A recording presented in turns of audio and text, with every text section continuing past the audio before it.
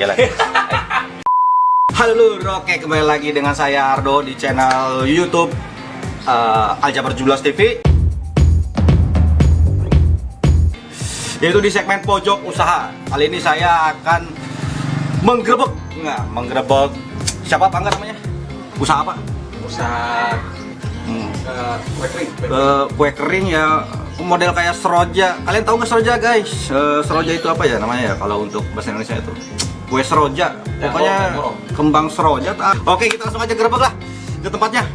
Ayo guys, sini. Ini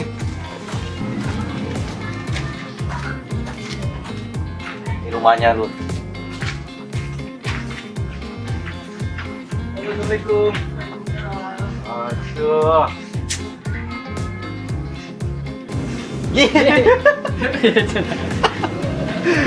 Ini Pak Ato ya? Iya betul. Ini ketemu dengan Pak Ato yang punya, berarti apa ini Pak Ato? Pabrik kecil lah, pabrik seroja, kue seroja. Om industri seroja. Kalau seroja tuh berarti masuknya kue atau apa? Makanan ringan. Makanan ringan ya. Kita kepoin aja lah langsung. Yuk, lanjut. Yuk, masuk. Oke lur, kita udah di tempatnya Bapak Yanto. Yaitu di apa yang punya home industri seroja ya Pak ya? Betul. Nah ini lur nih, seroja nih. Nah, kalau kalian lihat nih namanya seroja. Ini yang bungkusan kecilnya. Nah, yang buat apa? Pasar. Di pasar ya Pak? Di pasar, di warung-warung tuh. Kalau kalian lihat di warung-warung berarti ini buatannya Pak Yanto. Coba dulu boleh Pak? Boleh. Nih, lur, saya coba dulu. Mantap sekali ini. Gurih renyah ya. Pokoknya gurih renyah ya. Sambil ngopi-ngopi dulu di rumah ya. Mantap. Ini yang kemasan 10.000 ya, Pak? Ini untuk kemasannya guys. Kemasan yang 10.000. Buat oleh Pak Ardo. Iya dong. Kameramen mau nggak? Hah? Chip. Mau nggak nih? Minta dong, minta. Hah? Minta itu dong, minta. Minta. Ini aja nih. Ya. Buat kameramen dah. Pak Yanto, perkenalkan dulu dong. Dulur-dulur sekalian yang sedang nonton. Pak, perkenalkan. Nama saya Yanto Arianto.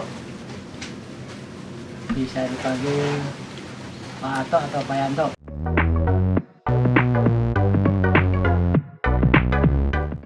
Panggil aja Pak Ato. Ya, untuk usaha ini berdiri sudah cukup lama. Dulu dikelola oleh mertua saya dan sekarang dilanjutkan oleh istri saya dan saya. Berarti home industri ini turun-temurun apa ya? Iya, berarti ini generasi kedua. Generasi kedua. Iya. Dari tahun berapa Pak? Sekitar 30 tahun yang lalu lah. Ini udah 30 tahun Udah bro. 30 tahun dari sekarang nih. Udah 30 tahun berdirinya, masih tetap produksi ya Pak ya? Iya, betul. Berarti tetap konsisten. Sekarang kan lagi pandemi. Iya. Ya. Pengaruh nggak Pak ke usaha Bapak ini?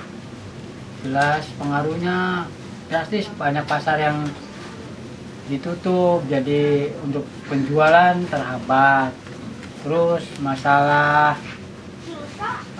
bahan-bahan naik seperti minyak goreng sekarang naik. Jadi ya pengaruhnya sudah jelas banyak. Soalnya pemasarannya bisa tertunda. Bisa tertunda ya Pak ya? Iya, nggak seperti dulu. Kalau seperti dulu tiap hari kan produksi. Sekarang produksi berarti 2 hari, liburnya sampai 2 minggu. Berarti kalau dulu setiap hari produksi. Setiap hari, bahkan mau libur aja susah. Kalau sekarang mah semenjak pandemi, jadi pengaruh banget ya Pak. Iya, pengaruh. Seminggu cuma 2 kali lur. Produksi.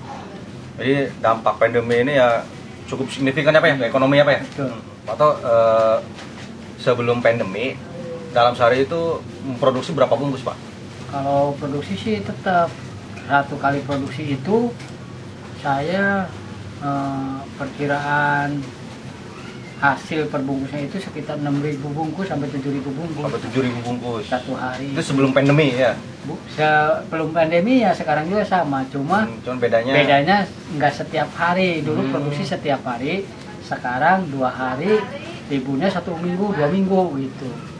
Dulu kan sebelum pandemi kan lancar, pasar juga pada bukanya tiap sampai full jamnya.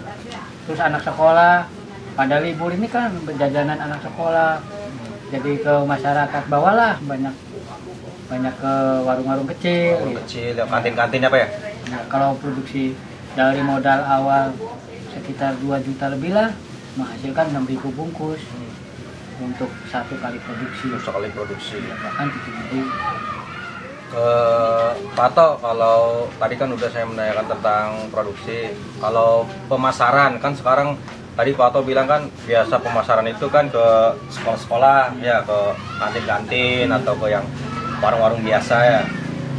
Kalau pemasaran sekarang karena kan sekolah tutup, lebih targetnya kemana Pak? Pasar, Ke pasar. pasar-pasar. Jadi satu pasar tuh ada 2-3 pedagang. Ini kan ada berapa pasar sampai wilayah Mudu lah. Kalau dulu sampai ke Pleret, sekarang karena pandemi Pleret sudah nggak bisa. Berarti sekarang hanya sampai Mundu ya Pak? Iya, Mundu, pasar Biasanya daerah Mundu. lebih luas lagi ya Iya, Pak? lebih Sampai luas. ke sana ya, ke Pleret. Pleret. Atau Losari lah. Atau Losari. Berarti benar-benar keder ya Pak di Bandung ini. Kalau jumlah karyawan, ada berapa Pak karyawan di sini? Paling sekitar 10 sampai 13 lah. 10 dan 13. Iya. Orang yang bungkusin sama yang nyetak, Sama yang hitam, ya sama yang giling tepung. yang gilingnya ya, Iya. yang bungkusin juga. Iya. Itu dari pagi tak Pak? Dari pagi ya? Dari pagi mulai itu habis setelah subuh. Setelah subuh? Setelah subuh udah beres-beres segala macam. Paling ya tuan rumahnya dulu yang beres-beres setelah subuh tuh. Nah setelah beres baru karyawan. Baru karyawan itu. Iya yang datang. Soalnya dari pagi tuan rumah yang menyiapkan segalanya, peralatan. Itu sampai selesai jam berapa Jam biasanya? 4 sore. Jam 4 sore Iya. selesai udah gitu. Itu kan yang ngadon lah, bikin adonannya kan istri saya, yang ngirim paling saya. Berarti suami istri tuh kerja semua ya Iya, Pak? kerja semua. Katanya Pak tuh denger-denger juga ada kesibukan lain selain di sini Pak? Ada Di mana Pak? di SMK Jabar. Oh di SMK juga ya? Iya. Berarti rajin ya Pak Ato. Ingat lur, rajin ini. Ini cara membagi waktunya gimana Pak Ato? Iya kalau ngirim kan habis subuh ngirim Iya, ngirim kue. subuh, berarti Ngirim kue subuh-subuh. habis subuh. Pulang kan sekitar jam 7 udah ada di rumah. Nah, beres-beres langsung jam 8, jam 9 bisa berangkat ke sekolahan. Berarti dari subuh ya? Iya. Pak Ato, omset nih. Nah, untuk masalah omset. Omset per hari atau per minggu, dia berarti sekarang per minggu ya? Per hari produksi. Per hari produksi. Iya. Itu kan sebelum pandemi. Iya. Omset Sekarang susah tuh itu. ya. mah. Ya ini mah yang sebelum pandemi lah, sebelum pandemi omsetnya berapa Pak Ato biasanya? Per harinya itu. Per hari ya 300 400 lah 600. 600.000 600.000 satu produksi, satu kali produksi. satu produksi. Enggak, modal awalnya itu berarti berapa? Kalau 2 juta usaha itu lebih, 2 juta. 2 juta itu berarti kan lebih sekitar 600.000 lah. berarti bersih. sehari itu 600 ya? Iya, sudah bersih, udah bayar karyawan, udah segalanya, udah semuanya berarti Bersih aja ya? bersihnya 600.000. Lur, sehari 600.000 Dulu sebelum pandemi. sebelum pandemi. Kalau sekarang ya berarti seminggu Cuma 2 kali produksi. 2 kali produksi 600 cuma 1.200.000. berkurang banget ya Pak? Iya, dari dulu setiap hari, sekarang kan sudah jelas 1 minggu 2 kali produksinya. Iya ya, pokoknya signifikan banget Pak. Tapi ya alhamdulillah juga lah masih bisa produksi ya Pak. Ya, yang Daripada penting karyawan masih tetap kerja, Ah, masih betul. tetap kebayar. sip Soalnya bisa mengangkat itu sih perekonomian masyarakat. Ini karyawannya masih ini Iya, tak? masih yang Lingkungan sini. iya, masih lingkungan, memperdayakan lokasi sekitar aja. Saudara Bato. Makan terus, Pak. Iya, kieu mah eureun sih. Sorry, Lur. Saking enak nggak? Saya gurih tuh, enak. Sambil minum ya. Cuman ini Pato udah bosen tak? Ya enggak sih, bosan sih. Enggak. Kalau dikira bosen. Makanya dari pagi suka ngerasain, Oh. nyicipin rasanya. Lu sekarang nggak nyicipin, Pak? Nanti habis sama saya di mana? Udah. Silakan aja. Oke. Kameramen. Dari tadi munggah manggutnya apa aja. Tok, pengen pertanyaan apa? Buat Bapak Atung mumpung lagi di sini. Tips. Tips. Atau tips jadi pengusaha. Ya sabar nomor satu. Sabar. Terus. Soalnya banyak liku-liku kalau jadi Liku-likunya gimana, Pak? Liku-likunya ya tuh. kadang Ini apa gini? ya naik turunnya. Nah, turun. Iya. Satunya sabar. Kedua ya telaten lah kalau bahasa ininya sih lah. Ten. Ya telaten. Soalnya jangan patah semangat kalau usaha tuh. Soalnya banyak liku-liku terus kadang-kadang kan kalau usaha tuh ada sepi, ada rame. Nah, kalau patah semangat tuh udah putus. Guys. Tips jadi pengusaha itu apalagi ini kan Pak Ato ibaratnya generasi kedua ya. Iya, Pasti akan diturunkan lagi ke generasi berikutnya. berikutnya. Ya, jadi menjaga konsisten itu sulit, Bro. Ya, Pak Ato. Iya, apalagi bahan-bahan tuh nggak selamanya Stabil harganya. stabil harganya. Kadang sekarang kan tambah naik. Kita ngikutin perkembangan ekonomi pasaran tuh kan. Untuk kuenya kan semakin pengecil. Dulu besar 1000 itu ada sampai 10 inilah 10 kue Kue ya. dulu. Makanya kan bahannya naik tambah turun, bahannya naik jadi turun jadi 9, jadi 8. Makanya sekarang 5.000 itu 1000 itu jadi 5. Karena yang ngikutin bahan semakin naik. Mungkin nanti yang 1000 bakal tidak ada. Adanya berapa, Pak Ato? Paling yang 5.000. Karena kalau semakin naik kita jadi robah kemasan. Ubah lagi kemasannya. Iya, soalnya kalau misalkan tetap harganya 1.010 kita rugi. Bahan baku semakin naik, kita tetap ukurannya tidak dirubah, pasti nggak ada untungnya.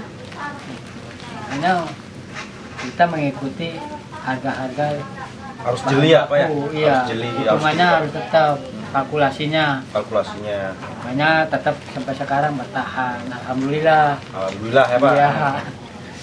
Jadi nanti sampai ke anak cucu ya, Mungkin Pak. kemasannya nanti beda, bakal seperti apa tidak tahu. Mungkin kalau anak mungkin lebih ke milenial. Iya. Nanti badan BPOM bikin ininya Sertifikat halal. sertifikat halalnya. Aduh, saya sampai ke kameramen. Nih, Dian. Nggak apa-apa kan, Pak Ato? Oh, ya. Jadi tadi tipsnya dari Pak Ato ini kalau sebagai pengusaha itu sabar. Nah, lalu Laten. telaten, ya Pak. Terus kita juga harus jeli, ya, harus pintar, ya, mengikuti perkembangan ya Pak ya. Iya. Jadi jangan sampai kita ya pengusaha lu ngaplongo, monoton, nggak bisa, ya, Pak. Iya.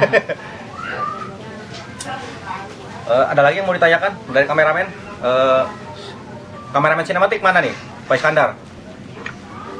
Mau ditanyakan nggak? Oh nggak ada, oke.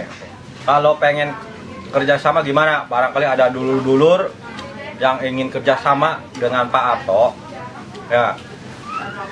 Atau misalkan pengen, saya pengen jadi ininya lah, apa namanya? Sales. Sales, ya. Hubunginya kemana Pak? Iya. Alamat sama nomor HP-nya? Alamatnya Desa Jatisaeng Kidul, Blok Manis, RT 03 RW 08. Mungkin bisa hubungi nomor istri saya di nomor simpati 081 220 642076. Bisa situ aja sudah cukup. Udah cukup ya Pak ya? Ingat guys, itu nomornya.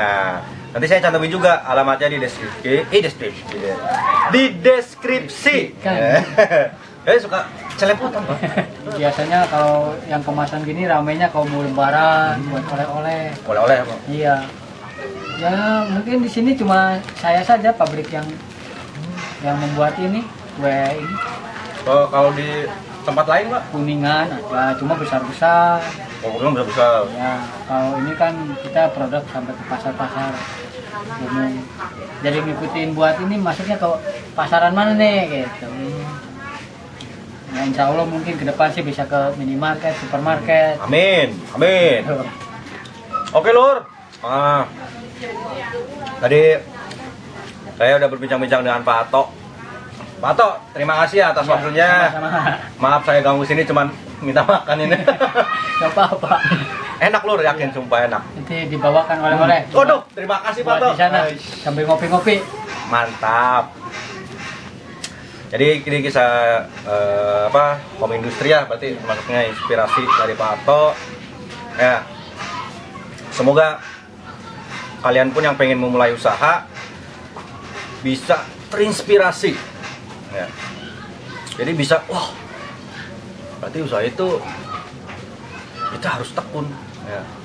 Makanya kalau kalian penasaran, lihat aja video-video sebelumnya. Di situ pengalaman-pengalaman orang-orang yang pekerja kerasnya itu pantang menyerah. Ya, karena hasil itu pasti mengikuti apa ya? Jatuh bangun, jatuh bangun. Untuk kalian jangan lupa subscribe channel ini ya kan. Subscribe Lur. Subscribe ya Lur sebanyak-banyaknya, share, lalu komen. Terserah kalian mau komen apa. Udah sekian aja video kali ini. Dadah.